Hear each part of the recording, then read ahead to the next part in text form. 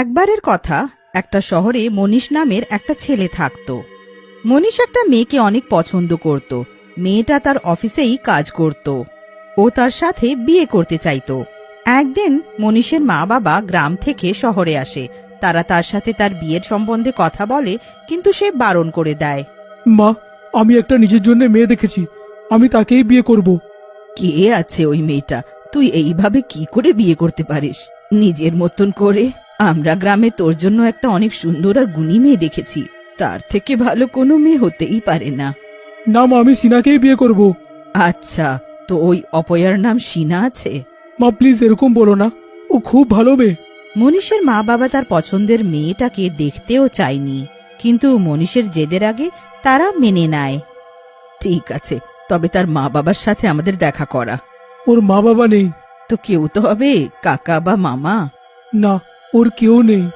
আরে এরকম কি করে হতে পারে যে কেউ নেই? ওই মেয়েটার পরিবারের কিছু তো ঠিকানা হবে। একবার বললে বুঝতে পারো না নাকি?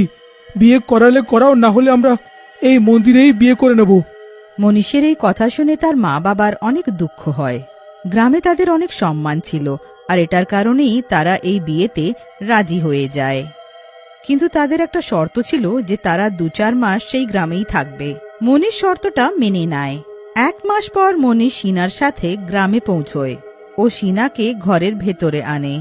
কি জানি কি দেখলো এই মেয়েটায়, তারা তো একসাথে একদম ভালো লাগছে না। মনীষের মা বাবা আগে থেকেই এই বিয়েটা নিয়ে অনেক রেগেছিল, আর এবার ওরা আরো বেশি রেগে যায়। আমায় এই মেয়েটা আজব মনে হচ্ছে, তুই একবার ভেবে নে বাবা। তোমার প্রথম থেকেই ওকে খারাপই লাগতো, ওর ভালো জিনিসটা দেখতে পারছো না? তোমরা বিয়ে দেবে কি দেবে না, না আমরা চলে যাব? না না বাবা, এটা করিস না, মাথা হেট হয়ে যাবে। থাক থাক, তোর বিয়ে আমরা দেবই। তারপর শুভ সময় দেখে 2 দিন পর তাদের বিয়ে হয়ে যায়। বিয়ের পর দুজনে বাড়িতে হাসি খুশি থাকতে লাগে। একদিন সিনা নিজের শাশুড়িকে বলে, মা, তুমি আমার সাথে রেগে থাকো কেন? আমার কি ভুল বলো তো? না বৌমা, এমন কিছু নয়। আগে আমি রেগেছিলাম, কিন্তু এখন আর এমন কিছু নয়। আচ্ছা মা, আমি বলছিলাম যে আমরা ওই ছাদের ঘরে থাকতে পারি কি? ওখানে কেন? এই ঘরটা অনেক ছোট বলে আমার অনেক কষ্ট হয়। ঠিক আছে, যেমন তোমার ইচ্ছে। তারপর সিনা আর মনীষ ছাদের ঘরে থাকতে লাগে। এক রাত সিনা মনীষের ঘুমানোর পর ঘরের বাইরে আসে আর জোরে হাসতে লাগে। তারপর ও লম্বা হতে লাগে আর একটা লম্বা ডাইনিতে পরিণত হয়।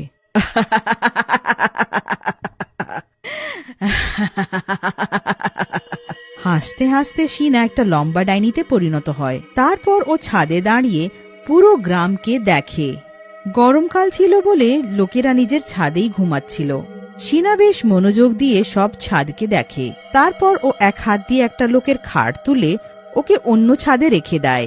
তারপর একটা বাচ্চাটাকে তার মায়ের কাছ থেকে তুলে অন্য ছাদে শুয়ে থাকা একটা মহিলার কাছে শুইয়ে দেয়। কত মজা হচ্ছে। এবার হবে মজা, যখন ওরা সকালে উঠবে। ডাইনি সারা রাত লোকেদেরকে এদিক থেকে ওদিক করে দেয়। তারপর ও আগের মতো হয়ে যায় আর নিজের ঘরে গিয়ে ঘুমিয়ে পড়ে। সকালে হইচই শুনে তাদের ঘুম ভাঙে। তারা দুজনে উঠে বাইরে যায়, তো দেখে যে গ্রামে ভিড় হয়েছে। একটা মহিলা অন্য মহিলার সাথে ঝগড়া করছে যে ও তার বাচ্চা চুরি করলো। কয়েক লোক বলছে যে রাতে ওরা নিজের ঘরে শুয়েছিল, কিন্তু সকালে অন্য ঘরে উঠলো। কেউ কিচ্ছু বুঝতে পারছিল না যে কি হচ্ছে। সিনা সব দেখতে থাকে আর চুপি চুপি মুচকি মারতে থাকে। মনীষের মা যখন সিনাকে এইভাবে দেখে তো ওর অনেক আজব মনে হয়। ও এত কেন খুশি হচ্ছে? এই সবেতে ও কি খুশি পাচ্ছে? ঝগড়া করার পর সবাই নিজের বাড়িতে ফিরে যায়, আর মনীষের পরিবারও ভেতরে চলে আসে। মনীষের মা সারা রাত শুয়ে সেই হাতের সম্বন্ধেই ভাবতে থাকে। তারপর সকাল হয়, সব ঠিকই ছিল আর সবাই আগের মতো ঘরের কাজে ব্যস্ত হয়ে যায়। মনীষের মা উঠোনে বসে থাকে, তখনই ওখানে একটা চুড়িওয়ালা চুড়ি বিক্রি করতে আসে। আরে দাদা, একটু থামো তো। মনীষের মা সিনাকে ডাকে। এতদিন হয়ে গেল তুই চুড়ি পরিসনি, নে এটাতে কিছু পছন্দ করে ভালো করে পরে নে। নববধূকে চুড়ি মানায়। রাত হয় আর সিনা আবার একই কাজ করে। ও নিজের ডাইনি রূপে এসে লম্বা হতে চলে যায়। লম্বা ডাইনি হওয়ার পর ও নিজের হাত অন্যদের ছাদে পৌঁছাতো আর আবার একই কাজ করত। এবারও একটু বেশিই করে ফেলে। ও লোকেদের উঠোনে বাঁধা মোষ আর ছাগল সব খুলে ফেলে। সব জানোয়ার এদিক ওদিক ছুটতে লাগে। একটা লোকের সব মুরগিটাকেও গ্রামে বার করে দেয়। মুরগিগুলো এদিক ওদিক সারা গ্রামে ছড়িয়ে যায়। আরে বাহ, মজাই হয়ে গেল। এই মুরগিগুলো এদিক ওদিক লাফিয়ে কত ভালো দেখাচ্ছে। ডাইনি সব পশুদেরকে এইভাবে ছেড়ে অনেক খুশি হয়, কিন্তু কিছুক্ষণেই ওখানে আতঙ্ক ছড়িয়ে যায়। গরুদের আওয়াজ শুনে সবাই উঠে পড়ে। বাইরে এসে দেখে যে সব পশু এদিক ওদিক ছুটে যাচ্ছে। হে ভগবান, এটা কি হচ্ছে? এই জানোয়ারগুলো বাইরে কি করে এলো? আরে দাদা, সব মুরগিগুলো তো ভিতরে রেখেছিলাম, বাইরে কি করে আসতে পারে? সবাই অনেক চিন্তিত হয় আর সারা রাত ঘুমোতে পারে না।